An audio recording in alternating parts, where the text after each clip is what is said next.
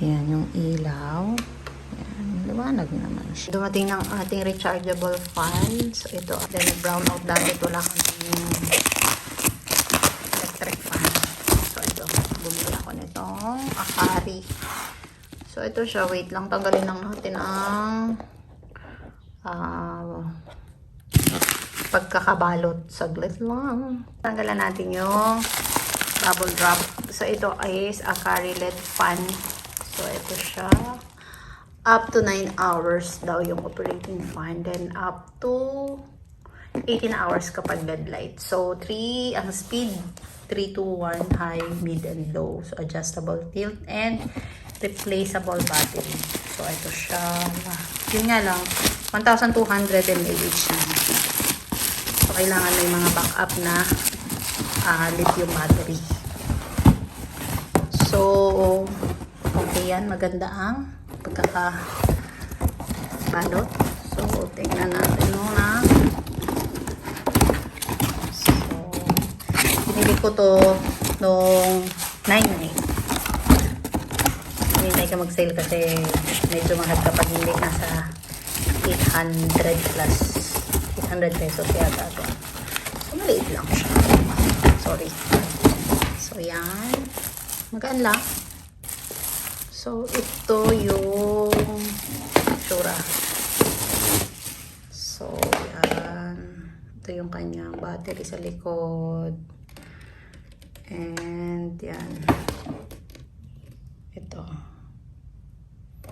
Yan yung model. And yan, meron siya lang guide na nakalagay. Guide kung paano gagamitin.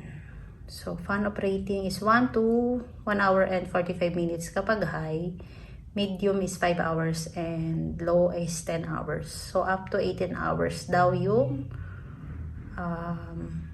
LED operating time. Ito yung sa ano ata, sa ilaw. And then charging time is 6 hours. So, matagal, no? So, yan. 1, 2, 3, up to 4 hours. Recommended. So, yan. Limited warranty. And, yan. ARF-8028W.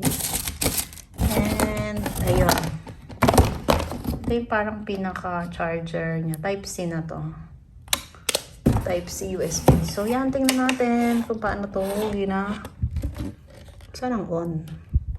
So, yan yung charger. Saan yung on niya? Ito yata. Yan, ang ilaw. Oo, taray. So, patay natin yung ilaw dito. So, pwede na. Yan, nakakaano naman siya. So, yan yung ilaw. Electric pan. Yan yung tunang ilaw. Medium. Hanggang dalawa lang sa ilaw. So, ito yung 1, 2, 3. Yan. So, parang lobat. 1, medium.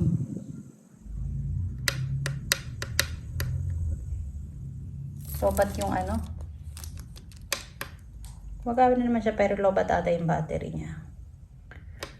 So, try natin siya i-charge. So, yun lang.